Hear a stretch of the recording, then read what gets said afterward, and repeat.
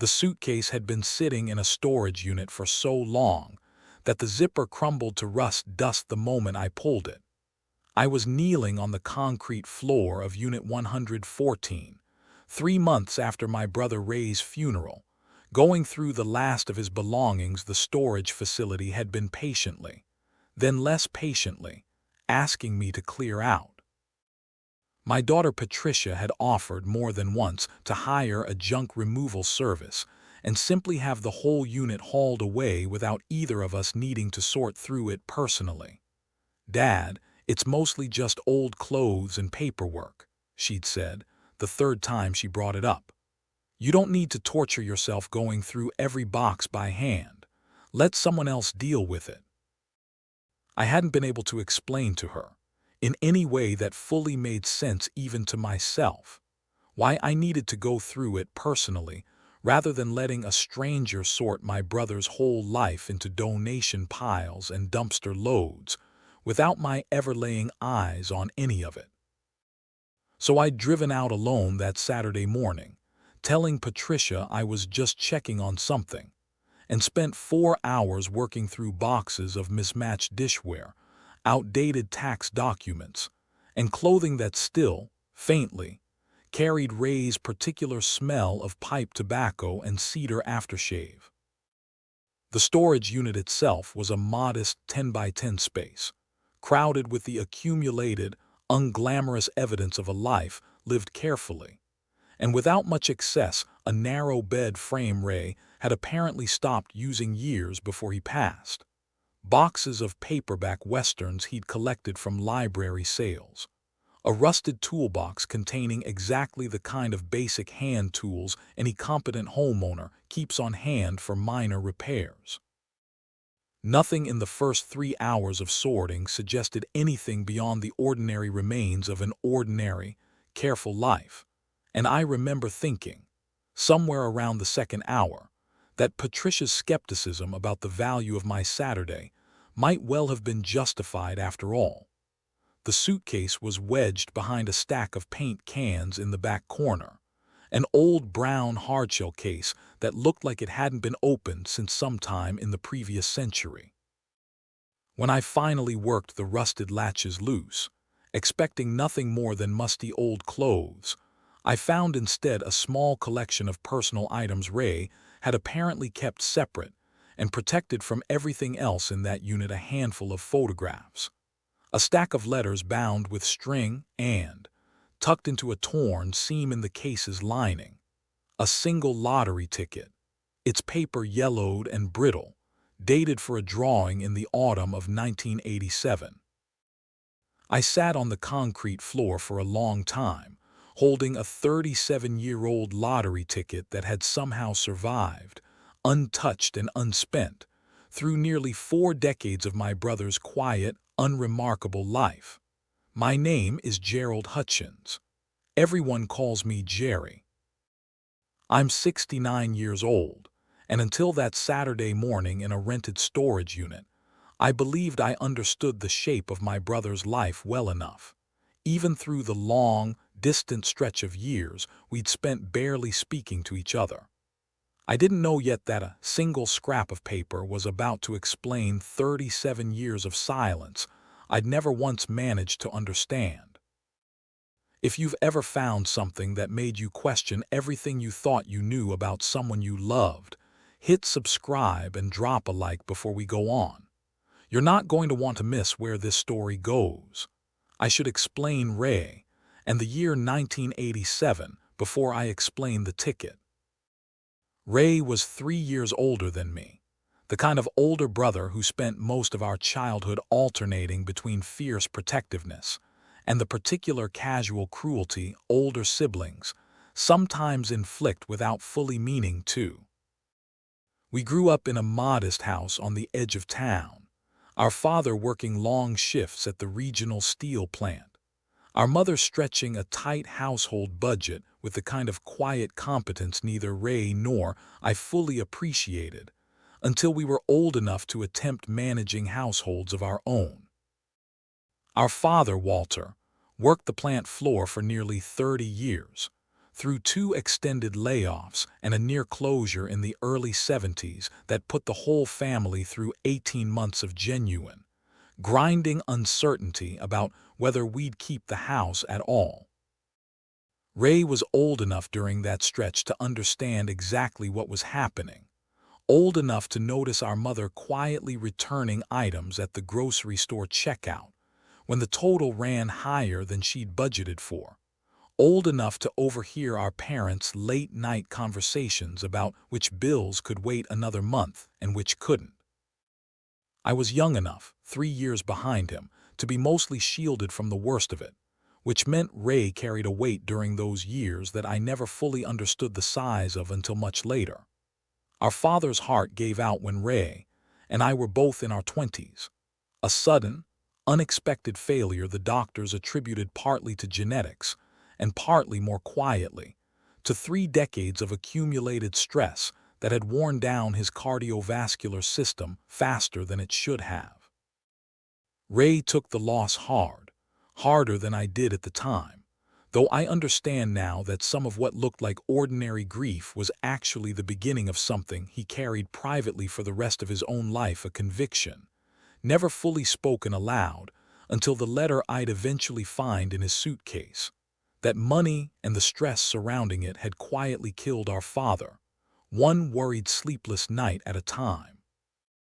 Ray and I were close in the ordinary, uncomplicated way brothers close in age often are, right up until 1987, when something shifted between us that neither of us ever fully explained to the other, not once, in the 37 years that followed. I remember the shift more clearly than I remember almost anything else from that period of my life. Ray had been dating a woman named Carol for the better part of 2 years, seriously enough that our mother had started dropping hints about grandchildren whenever Carol came around for Sunday dinner. Then, sometime in October of 1987, Carol simply stopped coming around, and Ray stopped mentioning her name, and within a few months he'd moved out of the apartment we'd been sharing since college and taken a smaller place across town, one he never once invited. I asked him, more than once in those early months, what had happened. He always gave some version of the same non-answer, "It just didn't work out," delivered in a tone that made clear the conversation was closed before it had properly opened. I stopped asking eventually, the way you stop pressing on a bruise once you realize pressing on it isn't actually helping either of you heal. Our relationship never fully recovered its earlier closeness after that year. We stayed in contact, showed up for the obligatory family events, exchanged birthday cards and the occasional phone call, but the easy, unguarded closeness of our 20s never returned. I built my own life, marriage to my wife, Diane, 2 children, a modest career in municipal engineering, and Ray built his, alone, in a small rented house he never upgraded from despite what should have been, by any reasonable estimate, ample opportunity to do so over the fall. I always assumed Ray simply preferred a quiet, unambitious life, the way some people genuinely do. I never once suspected there was a specific reason underneath the preference, buried in a storage unit I wouldn't open until 3 months after his funeral. Ray worked, for most of his adult life, as a maintenance technician at a regional distribution warehouse. A steady but unremarkable job he never once complained about and never once expressed any particular.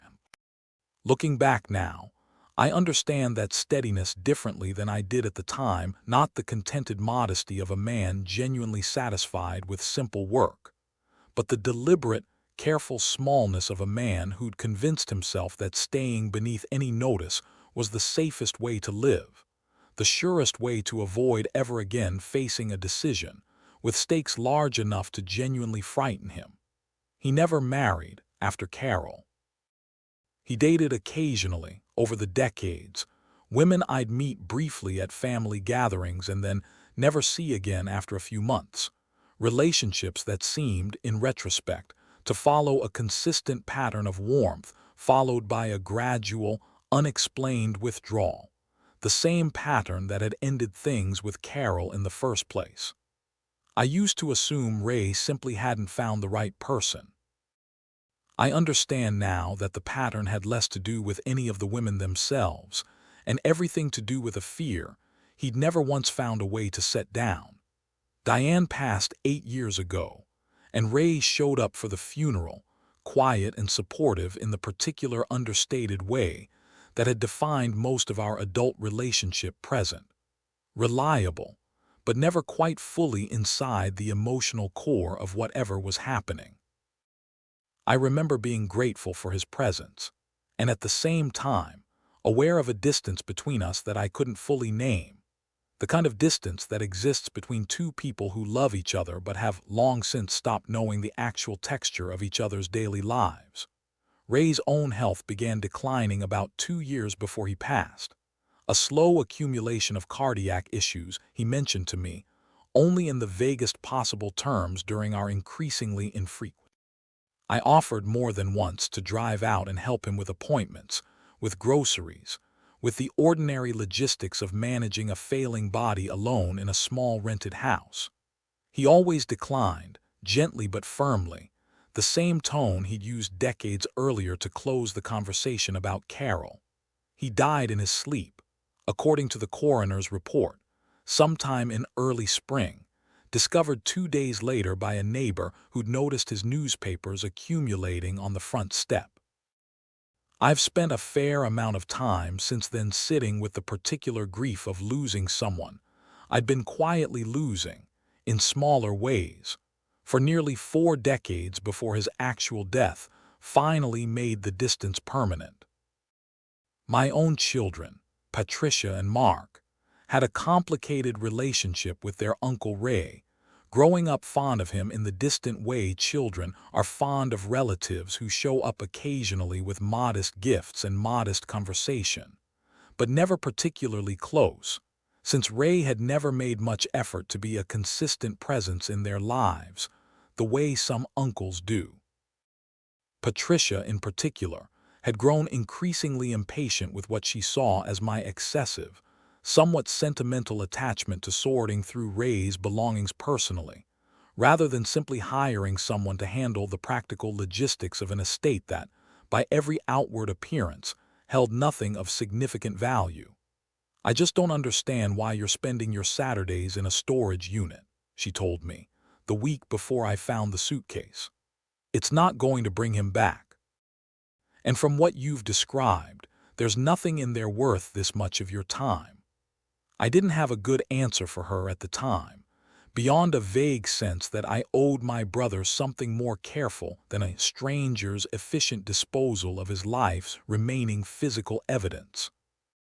I understand now, looking back, that some part of me had been quietly hoping to find exactly what I eventually found: some explanation, buried among the ordinary debris. For 37 years of distance I'd never fully understood. I didn't open the letters bound with string that first afternoon in the storage unit. I want to explain why, because it matters to how the rest of this story unfolded. Holding that lottery ticket, faded and brittle in my hands, felt like enough of a shock for one Saturday, and some cautious instinct told me the letters would require more emotional preparation than I had readily available sitting on cold concrete in a rented storage unit. I brought the suitcase home instead, set it on my own kitchen table, and sat with the ticket for a long while before doing anything else. The drawing date printed across the top was clear enough to read despite the paper's age, a specific date, in October 1987. The same autumn Ray had ended things with Carol and begun the slow retreat from closeness that had defined the rest of his life. I want to be honest about what I assumed, sitting there that first evening. I assumed the ticket was simply an old loss, a small memento Ray had perhaps kept as a wry reminder of some minor near miss, the kind of thing people sometimes hold onto for sentimental rather than financial reasons. I had no particular expectation. Checking the numbers against an archive of historical lottery results I found through the State Lottery Commission's Public Records website, that I was about to discover anything beyond an ordinary, forgotten losing ticket. All 6 of them exactly, against the winning combination drawn on that October evening in 1987.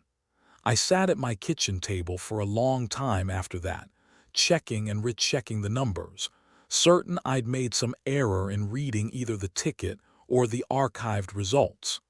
I hadn't.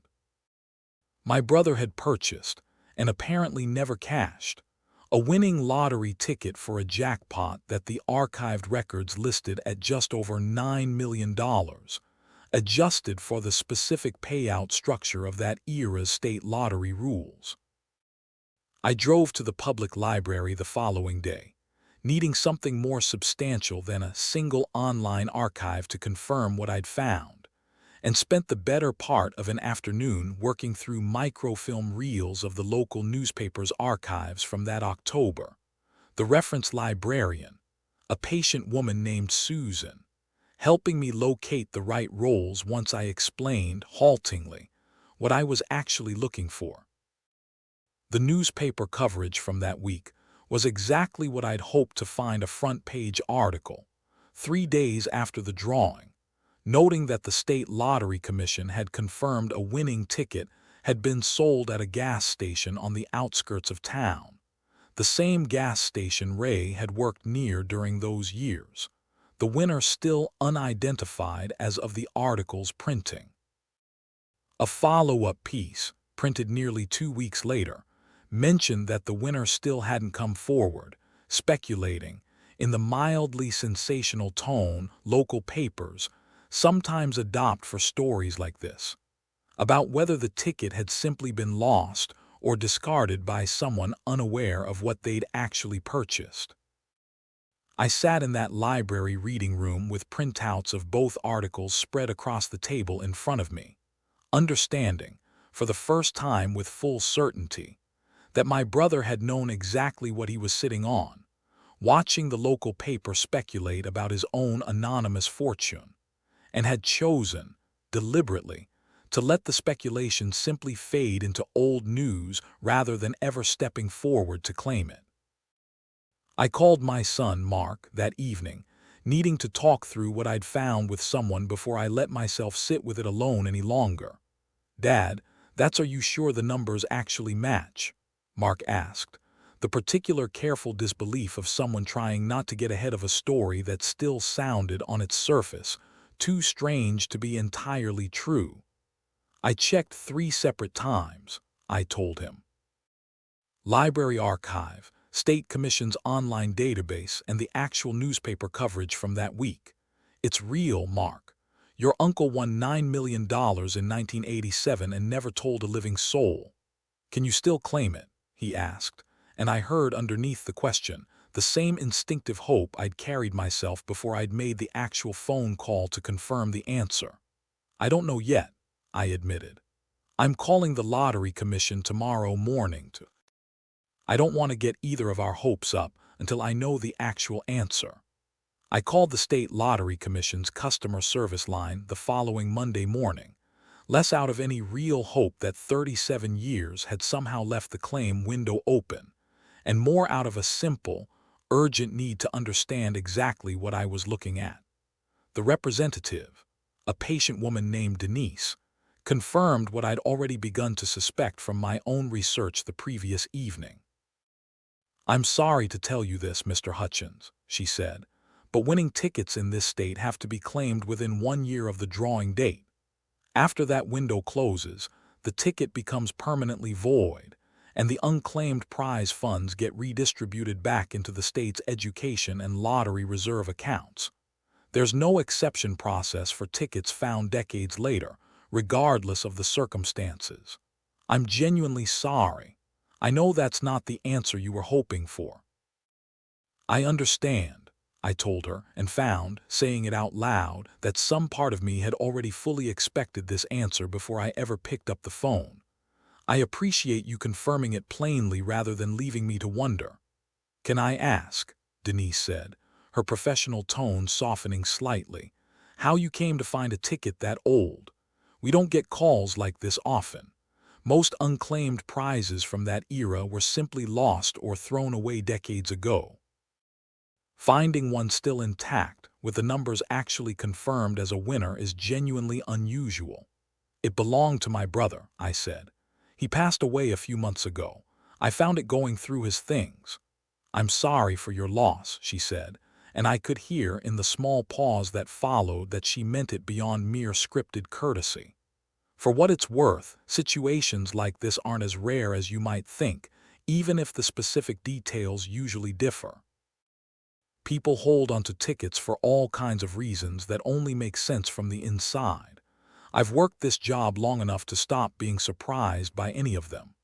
"You know roughly where the money actually went?" I asked. "I understand it's redistributed, but I'm curious whether there's any way to trace the specific impact it might have had." "The Lottery Commission publishes an annual report breaking down education fund allocations by year," she said. "I can email you a link to the 1988 report, if that would be helpful. It won't tell you exactly which schools or programs benefited from your brother's specific ticket, since the funds get pooled before distribution, but it might give you some sense of where money like that generally ended up going that year." She sent the report later that afternoon, and I spent a quiet evening reading through pages of budget allocations for school renovations, library funding, and early literacy programs across the state, understanding, with a strange, unexpected comfort, that whatever Ray had feared the money might do to our own family, it had, in the end, gone somewhere that had likely done some ordinary, unglamorous good for a great many families who'd never know the source. I sat with that confirmation for a long while after hanging up, turning the actual shape of the situation over in my mind. My brother had died, apparently unaware or unwilling to act on the fact that he'd once held, briefly, a ticket worth $9 million. Whatever the money might once have meant to him, it was gone now, permanently, absorbed back into a state education fund that would never know or care whose life it might once have changed. The money wasn't the real mystery. The real mystery was why a man who'd once held that ticket in his hands had chosen, deliberately, to let 37 years pass without ever cashing it in. Before we get into what the letters revealed, if this story has you hooked, make sure you're subscribed and tap that like button. It really helps this channel grow.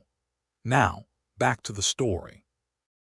I finally opened the bundle of letters bound with string about a week later, sitting alone in my own living room on a quiet Sunday evening, having spent the intervening days building up whatever emotional reserve I apparently needed before I felt ready to actually read them. They were, almost entirely, letters from Carol dated across a span of about 8 months in late 1987 and early 1988, the same period during which Ray had ended their relationship and begun his long retreat from closeness with the rest of the family. I'd assumed, going in, that the letters might explain a simple breakup, ordinary and unremarkable in the way most breakups eventually are. What I found instead was considerably more complicated. The earliest letters were warm, ordinary correspondence between two people clearly still very much in love, referencing wedding planning, referencing a shared apartment they'd apparently been looking at together that autumn. Then, abruptly, around the same date printed on the lottery ticket, the tone shifted entirely. "Ray," one letter read, dated just 4 days after the drawing, "I don't understand why you won't just tell me what happened. You've been different since that weekend, and I know something's wrong. Please talk to me. Whatever it is, we can figure it out together." A later letter, dated nearly a month afterward, carried a harder edge. "I can't keep doing this. You disappear into yourself for days at a time and won't explain why. I love you, Ray, but I can't build a life with someone who won't let me in when something's clearly eating at him." The final letter in the bundle, dated the following February, was shorter than the others and considerably more final in tone. "I'm returning the ring. I hope, whatever this is, you eventually find the peace to talk about it with someone. I'll always care about you. I just can't keep waiting for an explanation you don't seem willing to give." None of the letters explained, in Carol's own words, what had actually happened that October weekend. But tucked into the very back of the bundle, separate from Carol's letters entirely, I found a single page in Ray's own handwriting, dated some years later, that appeared to be a draft of something he'd started writing and never finished, or never sent. "Carol," the unfinished letter began, "I've started this letter more times than I can count over the years, and I've never once managed to actually send a version of it. I think I owe you the explanation now, even this late, even though I know it can't undo anything between us. I won the lottery that October, $9 million or close to it. I found out the Tuesday after the drawing, checking the numbers almost as a joke, never actually expecting them to match. And instead of feeling the joy I always assumed a moment like that would bring, I felt something closer to panic, a kind of dread I still don't fully understand even now. My father had died 3 years earlier, you'll remember, from a heart condition the doctors always said was made considerably worse by decades of stress from money troubles at the steel plant, layoffs and rehiring, and the constant grinding uncertainty of providing for a family on an unstable income. I spent my whole childhood watching what that stress did to him, watching it wear him down slowly in ways none of us fully understood until it finally killed him. And staring at that winning ticket, all I could think about was what a sum like that might do to a family that had never once had to seriously reckon with money at that scale before. I know that sounds irrational, reading it back now. Money doesn't have to destroy a family. Plenty of people handle sudden wealth just fine. But I couldn't shake the fear that it would do to us, to you, to me, to Gerry and his young family, some version of what constant financial stress had done to my father, just from the opposite direction. I'd read enough stories by then about lottery winners whose lives fell apart within a few years of winning, about families torn apart by sudden money, and I convinced myself, in the panic of that first week, that claiming the prize would somehow poison everything good we already had. So I did nothing. I told myself I'd think it over carefully before the claim deadline, and instead I just let the fear metastasize into a kind of paralysis I couldn't explain to you, couldn't explain to Gerry, couldn't even fully explain to myself. By the time the 1-year deadline actually passed, some part of me had decided that letting it expire was its own kind of decision, a choice to protect everyone I loved from a risk I'd convinced myself was inevitable. I've regretted it in more ways than the obvious one over the years. Not just the money. The way I let the fear build a wall between us that I never explained, never took down, never gave you the chance to actually help me think it through together the way partners are supposed to. I was so afraid of what money might do to the people I loved that I let the fear itself do exactly the damage I was trying to prevent. I don't know if I'll ever actually send you this letter. I think, if I'm honest, some part of me still isn't ready to fully account for what I did that year. But I wanted it written down somewhere, in case I never managed to say it out loud to anyone before I run out of time to say it at all. The letter ended there, unsigned, unfinished, tucked away in a suitcase for what must have been decades, alongside a ticket worth $9 million that my brother had apparently chosen, deliberately and with a kind of quiet, self-punishing conviction, to simply let expire. I tracked down the neighbor who'd found Ray after he passed, a retired postal worker named Gene Whitfield, who'd lived 2 doors down from my brother for the better part of 20 years, hoping he might be able to add some texture to a man I was only now beginning to fully understand. Ray kept to himself, mostly, Gene told me, sitting on his own front porch on a mild afternoon a few weeks after I'd found the letter. Good neighbor, though. Shoveled my walk without. Never talked much about family, or the past, or much of anything beyond baseball and the weather, if I'm honest. I always got the sense he was carrying something, the way some men do, but he never once gave me a reason to ask what it was. Did he ever mention money troubles? I asked. Or the opposite ever seem like he was sitting on more than his modest pension would suggest? Gene thought about that for a while, turning his coffee mug slowly in his hands. Now that you mention it, he was strange about money in a way I never fully understood. Frugal beyond what his pension really required, even for a man living alone. But every so often, maybe once or twice a year, he'd do something oddly generous, paid for a stranger's groceries once, right in front of me, when the fellow's card got declined at the register. Covered a young family's motel bill one winter when their furnace went out and they had nowhere else to stay for a few nights. Never talked about it afterward. Just did it quietly and moved on like it hadn't happened.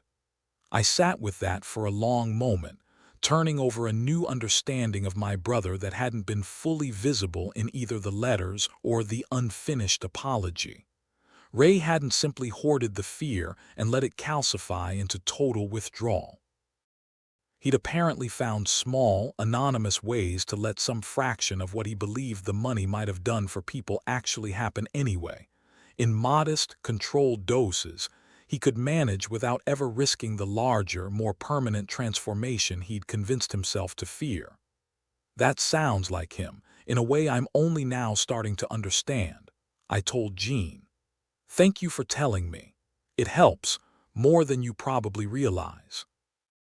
I sat with that letter for a long time, understanding, finally, 37 years of distance I'd never once managed to explain to myself. Ray hadn't stopped being close to me because of anything I'd done, or anything Carol had done, or anything any of us had done. He'd stopped, I believe, because he'd made a private, terrified decision that autumn, and had never found a way to let anyone close enough afterward to risk them discovering it, or questioning it, or perhaps talking him into claiming the money after all before the window closed. I called Patricia that evening, needing to tell someone, needing the particular relief of finally explaining 37 years of a distant, undemonstrative uncle in terms that actually made sense. "Dad, I don't even know what to say," she said, once I'd finished walking her through the letters, the ticket, the unfinished apology to a woman Ray had loved and lost over a fear he'd never once found the courage to name out loud. $9 million. He just let it expire because he was scared of what it might do to us. "I think so," I said. "I think he loved us more than he trusted the money not to hurt us. I don't think it was the right decision. But I understand it a lot better than I understood the silence before I found that letter. I feel terrible," Patricia said, "about pushing you to just hire someone to clear that unit out. I thought I was helping you avoid unnecessary pain. I didn't realize you were actually looking for something you needed to find." "You couldn't have known," I told her. "I'm not sure I fully knew myself until I was sitting on that concrete floor holding the suitcase. Some things you can't explain the importance of until after you've already found them. Can I tell you something, Dad?" Patricia said, her voice dropping into something quieter and more hesitant than her usual brisk, decisive tone. Hearing this makes me think about my own marriage a little differently, not because anything's seriously wrong. But there are things Danny and I don't talk about, financial worries mostly, that I've been quietly carrying alone because I didn't want to burden him during a stressful year at his job. I always told myself I was being considerate. Listening to you describe Uncle Ray, I'm starting to wonder if I'm just doing a smaller, less dramatic version of exactly what he did. "What kind of worries?" I asked. "Nothing catastrophic," she said. "Just the ordinary financial stress of raising 2 kids on a budget that never quite stretches as far as we'd like.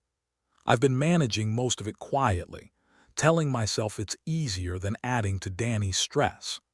But I think I've actually just been building the same kind of wall Ray built, on a much smaller scale, and calling it consideration instead of admitting it's actually a little bit of fear."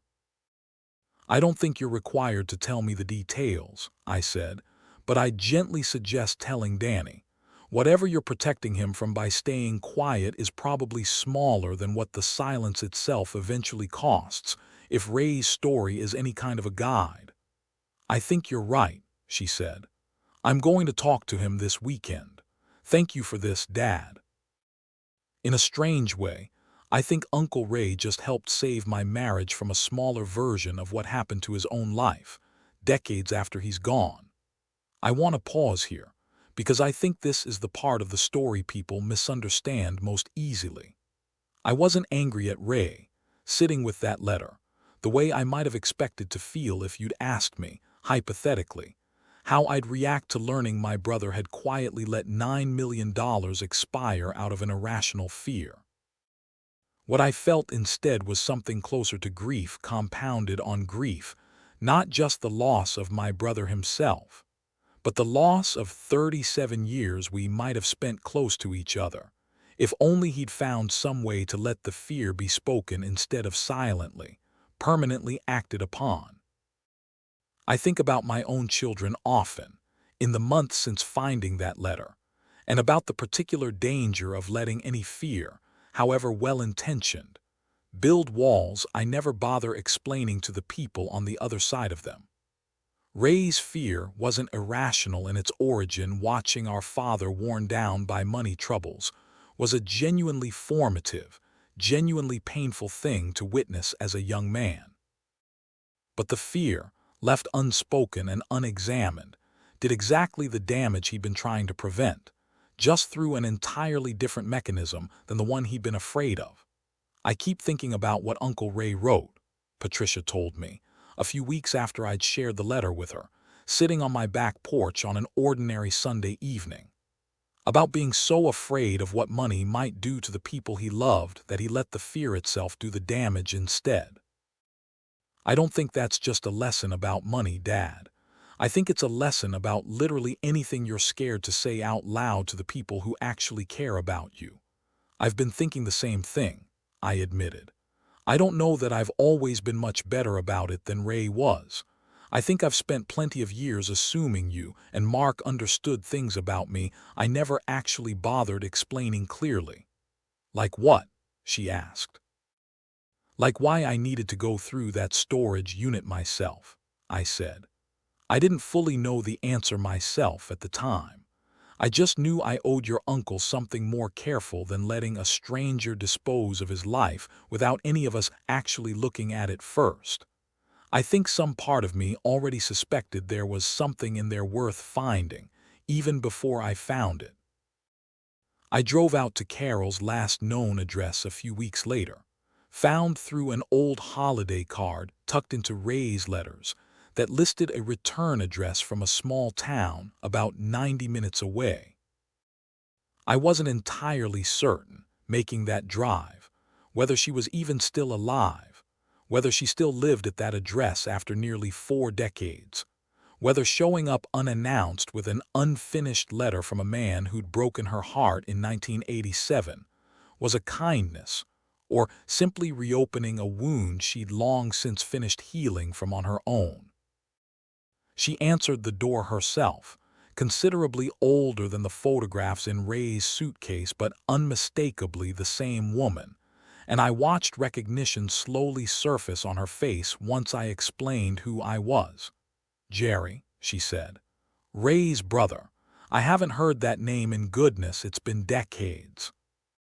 I explained why I'd come, as gently as I knew how, and watched her expression shift through several stages of disbelief as I described the ticket, the archived winning numbers, the unfinished letter tucked into the back of a bundle she herself had written most of. He never told me, she said, once I'd finished, sitting across from her at her own kitchen table, considerably smaller and plainer than the one Ray and I had grown up around. All those years, I thought I'd done something wrong, or he'd simply stopped loving me the way I'd assumed he had. I never once imagined it was something like this. I gave her the letter, the actual physical page in Ray's own handwriting, unable to think of anyone else who deserved to hold it more than she did. He was scared, I said. I don't think it excuses the silence. I think understanding the fear at least makes the silence make sense after all these years. She read the letter slowly, her hands trembling slightly by the time she reached the final unfinished line, and when she finally looked up, her eyes were wet but her voice was steady. "I forgave him a long time ago," she said. "Whatever the actual reason turned out to be, I made my peace with the ending years ago, for my own sake more than his. But I'm grateful to finally understand it. Some kinds of not knowing are harder to carry than even a difficult truth would have been." We sat together for the better part of 2 hours that afternoon, and she told me, gradually, about the life she'd built in the decades since a marriage in her 30s to a good, steady man named Robert who'd passed away 6 years earlier. 2 grown children who came around most Sundays. A quiet, contented life she was careful to tell me she didn't regret.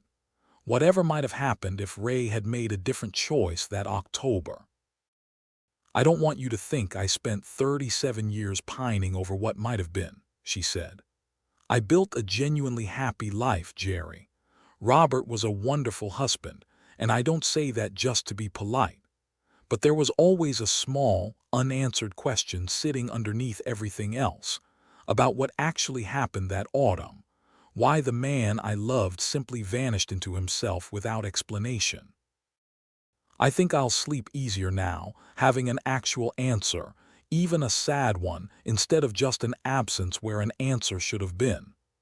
"Would it have changed anything," I asked, "if he had told you the truth back then? If he'd trusted you enough to work through the fear together instead of carrying it alone?"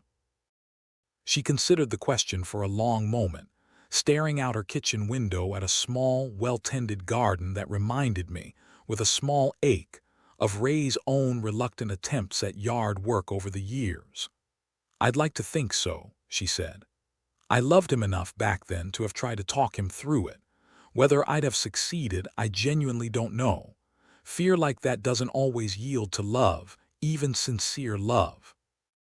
Sometimes it just needs more time or more help than either of us had access to at 26 years old.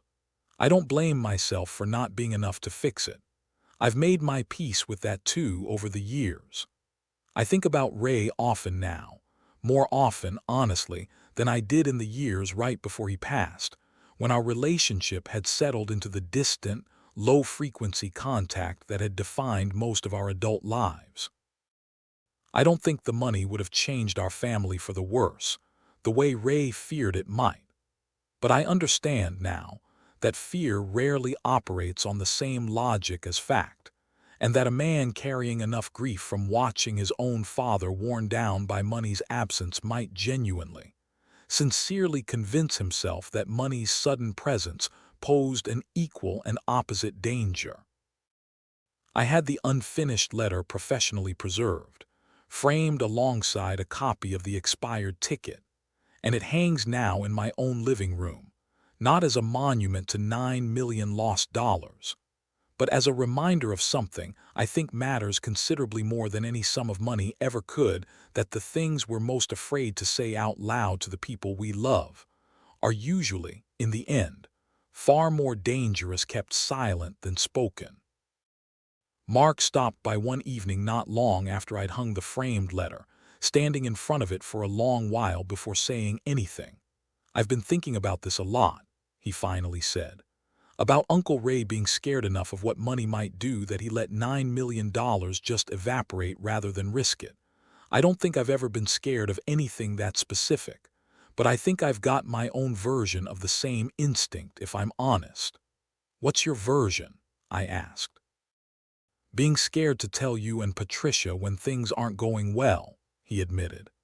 "The business has been tight the last 2 years, tighter than I've let on. I kept telling myself I didn't want to worry you, especially so soon after Mom passed, that it was better to just handle it quietly and let you two believe everything was fine." Watching what silence did to Uncle Ray's whole life made me realize how much that excuse sounds exactly like the one he must have told himself. Every year he let that deadline pass instead of just talking to somebody. I sat with that admission for a long moment, recognizing, uncomfortably, how easily the same pattern could have kept threading itself through another generation of this family if Mark hadn't caught it in himself first. "Thank you for telling me," I said. "I'd much rather worry alongside you than find out about it decades later in a suitcase." "That's exactly what I decided," Mark said. "I don't want to be the next version of this story somebody has to piece together after I'm gone." We talked through the actual details of the business trouble that evening, longer and more honestly than Mark and I had talked about anything in years. And though I couldn't fix the problem for him outright, I found that simply being trusted with the truth of it felt like its own kind of repair, the exact opposite of the silence that had defined so much of Ray's life. Patricia and Mark come by more often now, not because of anything dramatic that changed between us, but because I've made a quieter, more deliberate effort to actually say the things I used to assume they already understood, that I'm proud of them, that I worry about them, that the years since Diane passed have been harder than I usually let on. Small admissions, ordinary ones, the kind Ray never quite managed to make to Carol, or to me, in 37 years of careful. Carol and I still exchange letters occasionally, actual paper letters, an old-fashioned habit neither of us has felt any need to modernize. She told me, in one of the more recent ones, that she'd finally visited Ray's grave that spring, the first time in decades she'd allowed herself to fully grieve a relationship she'd spent years believing had simply, inexplicably, run its course. "I brought white roses," she wrote. "I don't know if he would have liked that. I think I needed to bring something, and roses felt like the right kind of ordinary tribute for a man who spent so much of his life trying to protect the people he loved from a danger that, in the end, turned out to be considerably smaller than the silence he chose instead." I think about that sentence often, sitting on my own back porch some evenings, turning over 37 years of a brother's careful, well-intentioned, ultimately misguided protection. The lottery ticket is gone now, permanently, absorbed back into a state fund that will never know whose life it might have changed.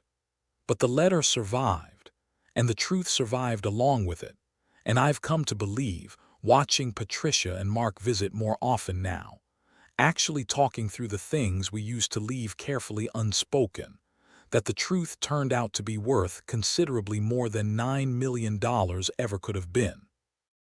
If this story hit home for you, don't forget to like this video and subscribe for more real stories like mine. And let us know in the comments, do you think Ray made the right call? Or should he have found the courage to claim it and face whatever came next?